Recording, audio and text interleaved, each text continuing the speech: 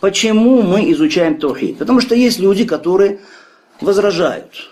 К сожалению, есть сегодня среди мусульман такие, которые, когда им говоришь, давайте начнем изучать таухид, говорят, почему именно таухид? Почему нужно начинать с таухида? Почему мы не начинаем изучение религии с фикха? Почему мы не изучаем религию, не начинаем с усуль аль-фикх, или с арабского языка, с нахва, или с сарфа, и так далее, или с терминологии хадисов? Почему не с этого?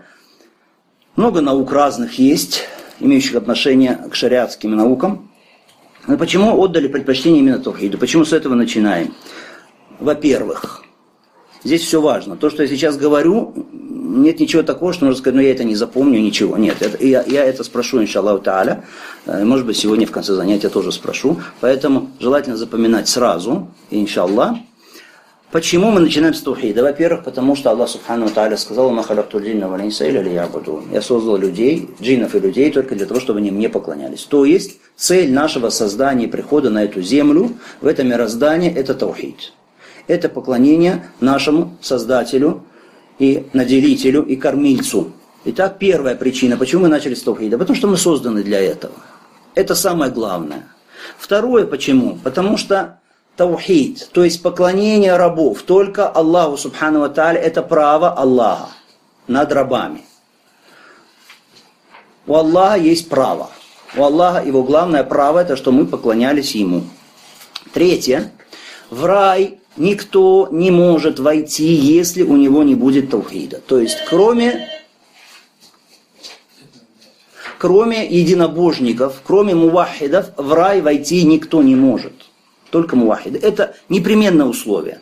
Исключение для кого-то, вот он был мушрик, но он войдет в рай, нет такого. Только единобожники, они входят в рай. Следующая, какая по счету причина? Четвертая. Таухид дает человеку стабильную безопасность, как сказано в аяте. Стабильную безопасность, умиротворение. Таухид дает человеку наставление на прямой путь. То есть тот, кто держится таухида неукоснительно, Аллах ведет его по прямому пути. Так, спокойствие, безмятежность, стабильная безопасность, направление на прямой путь, сладость веры. Почувствовать сладость имана можешь только с таухидом. Иначе никак. Только через единобожие. Следующая причина. Какая по счету? Пятая. Да? Пятая. Аллах субхану ва тааля не принимает от человека никаких религиозных деяний без таухида. То есть, если человек совершает деяния ради кого-то кроме Аллаха, религиозные, поклоняется кому-то кроме Аллаха, его деяния, что бы он ни делал из добра, вот может быть он очень много добра совершает, но его деяние принято Аллахом не будет, и ему в вечном мире не принесет никакой пользы. Аллах субхану ва тааля может дать ему здесь, в этом мире, какое-то вознаграждение за его какой-то поступок, но в ахира не принесет ему никакой пользы. Следующее по счету? Шестое. Шестое мы можем выделить отдельно из того, что мы до этого сказали, сказать залог того, что ты будешь идти по прямому пути, что Аллах будет тебя наставлять. Это таухид. Без этого никак. Следующая причина, седьмая.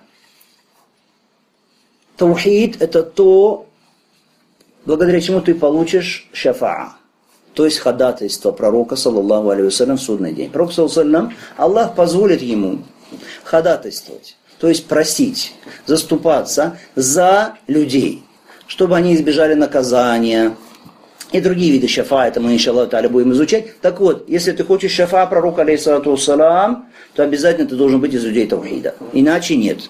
Тем, кто не на таухиде, не будет шафаа пророка, саллаллаху алейхи вассалям, кроме одного исключения, это дядя пророка, саллаллаху алейхи вассалям, который умер в ширке, но это единственное исключение для единственного человека, пророка, саллаллаху алейхи вассалям, в отношении единственного человека, его дяди Абу Талиба, и то, это не шафаа, чтобы он спасся от ада, нет, просто наказание в аду будет ему облегчено так, что он будет стоять в адском огне, обутый в сандалии из адского огня, то есть это мелкий адский огонь, так, что его мозг будет кипеть от жара этого огня, да упасет Аллах субхану ва тааля. Это самый легкий вид наказания, как сказано в хадисе. Итак, если кто хочет получить шафаа, пророк, алейхиссалату вассалям, должен быть мувахидом. Далее, еще причина, почему мы начали с таухида. Потому что пророки, посланники Аллаха, саллаллаху алейхи вассалям, Когда они приходили на эту землю, главная задача была какая их? Ради чего они приходили? Их миссия какая? Чтобы люди поклонялись Аллаху Субхану ва Тааля, призвать к этому.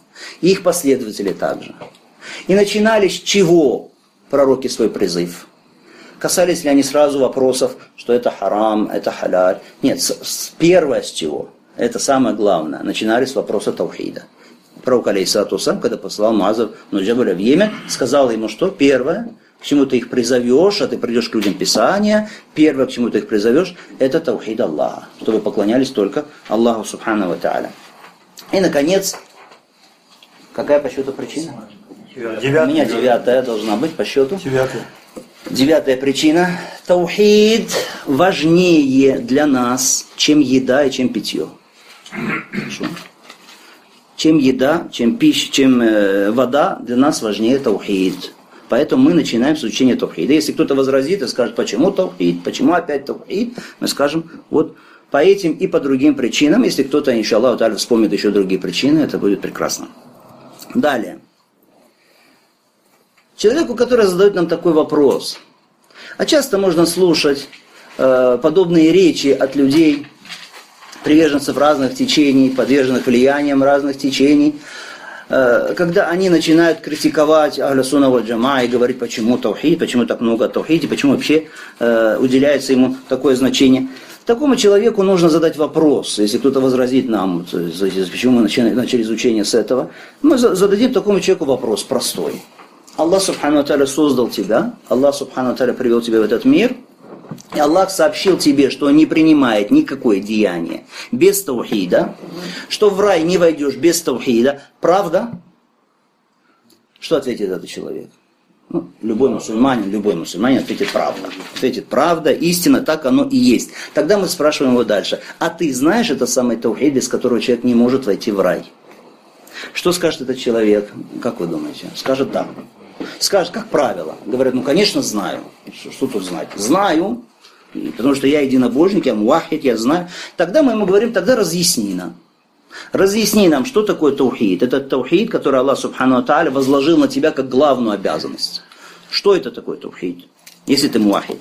Расскажи мне смысл таухида. Смысл ля иляха илля. Что означает ля иляха илля? Скажи мне условия, без которых не принимает Аллах твое ля иляха илля. Скажи. Скажи мне иман, что такое? Скажи мне столпы имана. Без каждого из которых иман несостоятельный. И так далее. То есть задаем эти вопросы, и зачастую, и очень часто люди говорят, я не знаю. И тогда мы подводим итог и говорим этому человеку, получается, твое свидетельство о том, что ты мувахид, что ты единобожник, это шахадату зур, это лжесвидетельство. Это ложное свидетельство. Как так? Аллах Субхану ва Тааля возложил на тебя эту обязанность, причем это самая главная обязанность, это цель твоего прихода в этот мир, и ты при этом не знаешь таухид. Это твоя главная обязанность. Ты его не знаешь, ты его не изучаешь, ты не уделяешь ему никакого внимания. То есть получается ты, вердикт такой, ты пренебрегаешь религией Аллаха Субхану ва Тааля. Хочешь или не хочешь, но это так. Спросите дальше этого человека, скажите ему хорошо. Скажи, Аллах запретил ширк, многобожие или нет? И правда ли, что запрет на ширк, на многобожие, это самый строгий запрет, он гораздо строже, страшнее, важнее этот запрет, чем запрет даже на убийство, прелюбодеяние, воровство и так далее. И если человек умрет, не покаявшись в ширке, ему не будет прощено, и такой человек обязательно войдет в ад, и войдет в ад, ни на год, и ни на 2, и ни на 100, и ни на 1000, и ни на миллион, а навсегда. В ад.